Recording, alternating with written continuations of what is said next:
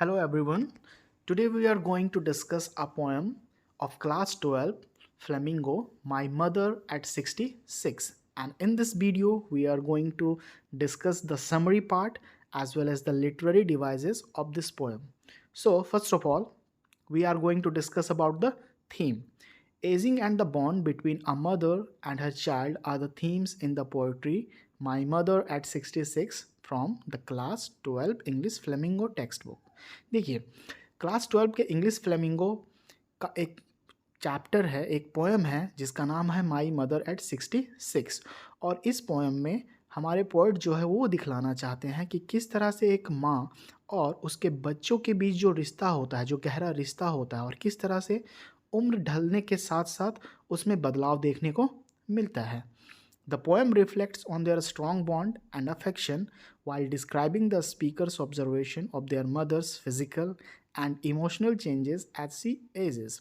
ये जो पोएम है वो दिखलाता है कि किस तरह से एक माँ का और उसके बच्चों का जो रिश्ता होता है, जो एक मजबूत रिश्ता होता है, और किस तरह से में उसमें प्यार भरा होता है, किस तरह से मीन्स हमारे स्पीकर जो है वो किस तरह से एक मदर के फिज़िकल और इमोशनल चेंजेस के बारे में ऑब्ज़र्व करते हैं कि एक माँ का जैसे जैसे उम्र बढ़ते चला जाता है तो उसके शरीर में किस प्रकार की बदलाव आते हैं, उसके सोचने के तरीके पे किस तरह के बदलाव को वो ऑब्ज़र्व करते हैं. वो सभी बातों को इस पोएम में हम लोग को पोएट बतलाते हैं.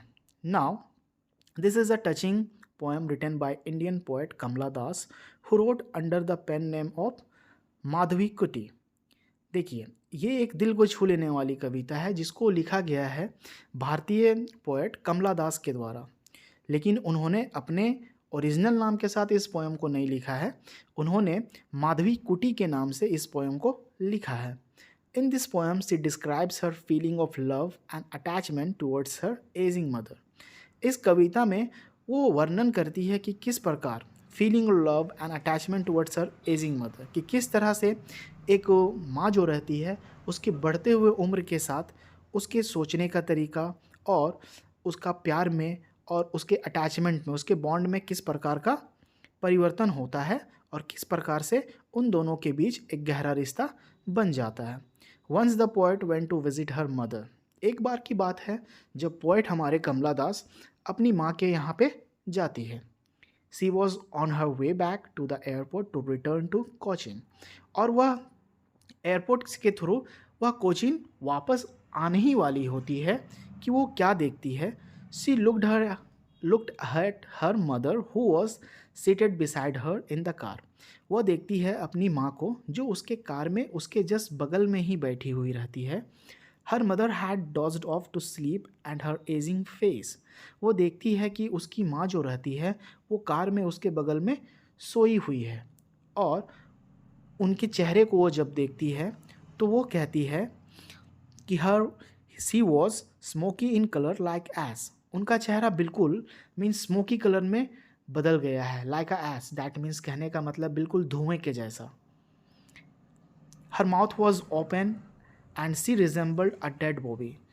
उनका जो माउथ होता है वो बिल्कुल खुला हुआ होता है और वो ऐसे प्रतीत होती है मानो एक डेड बॉडी वहाँ पे पड़ी हुई है.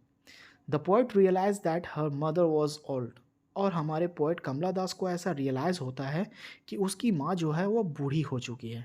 She felt pain and sympathy for her. वह अपनी माँ के लिए बहुत ही ज़्यादा मीन्स सिंपैथी गेन करती है और उनके लिए वो दर्द महसूस करती है. Her mother needed love affection and care. उसकी माँ को ज़रूरत होता है प्यार का, स्नेह का और उसकी देखभाल का. In order to come out of the gloom, the poet shifted her glance and looked out of the car's window. अब जैसे जैसे वो अपनी माँ को ऑब्जर्व करती है, अचानक से उनका ध्यान बाहर की तरफ जाता है और हमारे पोएट कमला दास मीन्स बाहर की तरफ कार से देखना स्टार्ट कर देती है. There she saw young trees passes by little children one running out of their houses into the playgrounds. वो देखती है, जब खिड़की के बाहर वो झाँकती है तो वह मीन्स यंग ट्रीज़ को देखती है कि किस तरह से यंग ट्रीज़ बिल्कुल स्प्रिंटिंग होते हुए मीन्स दौड़ रही है. आप भी जब कभी कार में बैठोगे या किसी भी गाड़ी में बैठोगे तो आपको अंदर जब आप बैठे रहोगे तो आपको ऐसा प्रतीत होगा कि आपके पीछे वो पेड़ जो है वो दौड़ रहा है. तो उस तरह से ही कमला दास को भी ऐसा प्रतीत होता है और वो देखते हैं कि छोटे छोटे नन्हे नन्हे जो बच्चे हैं वो अपने घर से दौड़ते हुए प्लेग्राउंड्स की तरफ भाग रहे हैं खेलने के लिए। These things were contrary to the aging face of her mother. और इन सभी को देख के हमारी कमला दास जो है वो अपनी मदर के बारे में सोचती है, अपने बचपन के बारे में सोचना स्टार्ट कर देती है कि उसकी माँ अब बूढ़ी होते जा रही है। They symbolise energy, life and happiness. और जब वो बाहर देखती है तो मीन्स जब वो बच्चों को देखती है, यंग ट्रीज़ को देखती है, तो उससे उन्हें क्या मिलता है, एक एनर्जी मिलता है और खुशी से ज़िंदगी जीने का एक पॉजिटिविटी उन्हें महसूस होता है। As they reach the airport and the poet was about to leave for the airplane, she glance at her mother one more time. अब जैसे ही वो एयरपोर्ट पहुंच जाती है कमला दास, तो वह और जब वो एयरप्लेन में जाने ही वाली होती है तो वह अपनी माँ की तरफ एक बार और देखती है। Her mother appeared weak and pale just like the moon in the winter season which seems to have lost all its strength। वो अब जब अपनी माँ की तरफ फिर से एक बार देखती है तो उन्हें ऐसा मीन्स प्रतीत होता है कि उसकी माँ जो है वो बिल्कुल मीन्स कमज़ोर हो गई है। उनका चेहरा है बिल्कुल पेल पड़ते जा रहा है। दैट मीन्स वो बहुत ही कमज़ोर हो गई है, बिल्कुल डेड बॉडी के जैसा प्रतीत हो रही है। और ऐसा लग रहा था मानो कि वह विंटर सीजन में मून की तरह है जो धीरे धीरे अपना सभी ताकत को खोते हुए जा रही है। The poet felt the pain and fear of losing her mother. Poet हमारी जो है कमला दास, वो जब अपनी माँ को देखती है इस हालात में तो वो सोचती है, उन्हें डर होने लगता है कहीं वो अपनी माँ को खो तो नहीं देगी। She was reminded of her childhood when she used to fear losing her mother. अब वो अपने बचपन को दिनों को याद करती है कि किस प्रकार से जब वो बचपना उनके अंदर रहा करता था, जब वो बचपन में अपनी माँ के बगैर एक पल भी नहीं रह पाती थी। किस प्रकार से हर वक्त उनके मन में एक ख्याल आते रहता था कि कहीं वो अपनी माँ को खो तो नहीं देगी। As a child she could not bear to be separated from her mother even a few moments. अपने बचपन के दिनों को याद करते हुए आगे वो कहती है कि किस प्रकार से बचपन में वो एक पल के लिए भी अपनी माँ से दूर नहीं हो पाती थी, एक सेकंड भी उनसे दूर नहीं हो पाती थी। Now the loss would be permanent and her mother was about to die and she would lose her for ever. अब उन्हें ऐसा डर लगने लगता है कि मानो अब अपनी माँ को अगर वो खोएगी तो टेम्प्ररी नहीं खोएगी, अगर वो अपनी माँ को इस बार खो देती है तो परमानेंटली खो देगी। और क्योंकि वो मरने वाली थी, उन्हें ऐसा देख के लग रहा था कि उनका उम्र जो है वो धीरे धीरे बढ़ते चला जा रहा है और उनको ये डर सताने लगा था कि अगर मेरी माँ को मैंने अगर खो दिया तो ये एक परमानेंट लॉस होगा, टेम्प्ररी लॉस नहीं होगा, क्योंकि उसकी माँ जो है वो मरने वाली थी। She would lose her for ever. वह और वो कहती है कि वो अपनी माँ को हमेशा हमेशा के लिए खो देगी। The poet did not express her feelings. जो पोएट हमारी कमला दास रहती है वो अपनी माँ के सामने अपनी फीलिंग्स को नहीं बताती, अपने इमोशंस को छिपा के रखती है। She smiled and said see you soon Amma because she wanted that her mother should live and they could meet again. वो अपने इमोशंस फीलिंग्स को छिपाती है और हंसते हुए अपनी माँ को कहती है कि मम्मा फिर से मिलते हैं, फिर मिलते हैं, बहुत जल्द मिलते हैं, क्योंकि वो चाहती है कि उनकी माँ जो है वो ज़िंदा रहे और वो फिर से वापस दोबारा मिल सके। तो ये था हमारा poem my mother at 66 written by Kamala Das, जो अपने पेन नेम से इस पोएम को लिखी है माधवी कुटी के नाम से।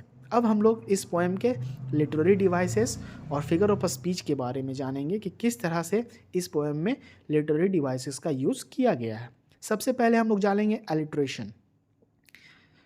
तो इस पोएम में एक लिटरेरी डिवाइस एलिट्रेशन का यूज़ हुआ है, जिसमें आप देख सकते हैं कि a figure of a speech in which consonants at the beginning of words और स्ट्रेट सिलेबल्स आर रिपीटेड। तो एलिट्रेशन क्या होता है? एलिट्रेशन ये वो ऐसा मीन्स लिटरेरी डिवाइस होता है जिसमें किसी एक पर्टिकुलर वर्ड पे बहुत ही ज़्यादा स्ट्रेस दिया जाता है। एग्जाम्पल के लिए आप देख सकते हो फैमिलियर एक्ट, माई चाइल्डहुड्स फेयर। अब इसमें क्या है कि फैमिलियर में भी बहुत ज़्यादा स्ट्रेस पड़ रहा है और लास्ट का वर्ड जो फेयर है उसमें भी बहुत ज़्यादा स्ट्रेस पड़ रहा है। दैट मीन्स हम कह सकते हैं कि एफ और F, these are the alliteration that is used in this poem. Now the next literary device is assonance. अब देखेंगे हम लोग assonance होता क्या है। A repetition of similar vowel sounds usually close together to achieve the effect of being pleasing to the air is called assonance. अब assonance अगर हम लोग सिंपली अगर जानेंगे तो assonance होता क्या है, किसी भी वोवेल साउंड का रिपीटेशन होगा, बार बार उस मीन्स वोवेल साउंड का रिपीट होते रहेगा, चाहे वो मीन्स एक साथ हो या दूर दूर हो, लेकिन वोवेल साउंड का रिपीटेशन होते जाएगा। जैसे कि आप एग्जाम्पल पे देख सकते हो, driving from my parents home to Cochin last Friday morning, I saw my mother beside me, doors open mouthed and her face ashen like that. अब देखिएगा इस एग्जाम्पल में फ्रॉम में ओ है, होम में ओ है, कोचिन में ओ है, मॉर्निंग में ओ है, मदर में ओ है, डोज में ओ है, ओपन में ओ है, माउथेड में ओ है। दैट मीन्स आप देख सकते हो कि एक वोवेल साउंड का रिपीटेशन मीन्स लगभग हर एक वर्ड में किया जा रहा है। That means we can say there is a repetition of similar vowel of sound. So हम लोग कह सकते हैं कि यहाँ पे एक एसोनेंस का यूज़ किया गया है। अब the next literary device that we will have to discuss is personification. Personification होता क्या है? The attribution of human qualities to inanimate objects is called personification. यहाँ पे आप देख सकते हैं कि पर्सोनिफिकेशन होता क्या है, किसी ह्यूमन क्वालिटी को जब इन एनिमेटेड चीज़ से हम लोग उसे मीन्स बतलाते हैं, उसके बारे में जब हम लोग बतलाते हैं। जैसे कि एग्जांपल पे देख सकते हो, यंग ट्रीज स्प्रिंटिंग, जो मीन्स नए नए पेड़ थे वो क्या कर रहे थे, ऐसा प्रतीत हो रहे थे जैसे वो भाग रहे हैं, बहुत तेज़ी से भाग रहे हैं। जब आप कार के बाहर देखोगे, जब गाड़ी चल रहा होता है तो ऐसा प्रतीत होता है विंडो के बाहर जैसे मीन्स पेड़ जो है वो हमारा पीछा कर रहे हैं, भाग रहे हैं तेज़ी से। तो यहाँ पे हम लोग कह सकते हैं कि there has been use the literary device personification. Now the next literary device is repetition. A repetition of sounds, word, phrases or stanzas that creates a certain effect. अब देखिए रिपीटेशन होता क्या है, किसी भी मीन्स वर्ड का बार बार किसी sentence में इस्तेमाल किया जाना। तो आप एग्जाम्पल पे देख सकते हैं, all I did was smile, smile and smile. That means smile, smile and smile, ये 3 बार इस सेंटेंस में यूज़ हुआ है। इसलिए हम लोग कह सकते हैं कि इस पोएम में रिपीटेशन लिटरेरी डिवाइस का भी यूज़ हुआ है, जो आता है smile, smile and smile. Now, the next literary device is simile. Smile or simile, these are the two different words. Okay na? So don't get confused. Simile क्या होता है? A figure of a speech in which one thing is likened to another to clarify and enhance an image. It is an explicit comparison using words like and as. देखिए simile होता क्या है, जब किसी चीज़ को क्लैरिफाई करने के लिए हम लोग एक इमेजिनेशन का यूज़ करते हैं। जैसे किसी चीज़ को कहते हैं तो हमारे दिमाग में एक इमेज छप जाता है। तो जब ऐसे चीज़ों का इस्तेमाल हम लोग करते हैं by using like and as, तो उस समय हम लोग कहते हैं कि ये it's a kind of a simile literary device और पोएटिक डिवाइस। जैसे आप एग्जाम्पल पे देख सकते हो, I looked again at her wan pale as a late winter's moon. जब मैंने उनकी ओर फिर से दोबारा देखा तो कैसी दिख रही थी? वो ऐसे दिख रही थी मानो कि विंटर सीजन का मून हो, ठीक है ना। तो यहाँ पे एक सिमिली का भी यूज़ किया गया जिससे एक इमेजिनेशन क्रिएट हो रही है, इमेज क्रिएट हो रही है कि जैसे कि जब वो कमला दास अपनी माँ को देखती है तो ऐसा प्रतीत होता है मानो कि वो विंटर्स मून हो, और विंटर्स मून का मतलब होता है death. Now the next literary device is symbol. अब सिंबल का भी यहाँ पे इस्तेमाल किया गया है इन दिस पोएम। जैसे a symbol is an object animate और इनएनिमेट विच रिप्रेजेंट्स और स्टैंड फॉर समथिंग एल्स। मतलब एक ऑब्जेक्ट, सिंबल होता क्या है, एक प्रतीक को दर्शाता है जिससे किसी और चीज़ का मीनिंग हमारे सामने आता है। जैसे कि a late winter's moon is a symbol of death. जैसे कि अ लेट विंटर्स मून, जैसे कि कह सकते हो आप कि विंटर्स का मून होता है वो किस चीज़ का प्रतीक होता है? डेथ का, मौत का। Merry children's are a symbol of youth and life. Merry children होता है सिंबल, मीन्स नए नए यूथ्स के बारे में और उनके जीवन के बारे में। So this is the poem about My Mother's at 66 written by Kamla Das, and here we have discussed all the literary devices of this poem. So hope you guys you will enjoy this video. Thank you.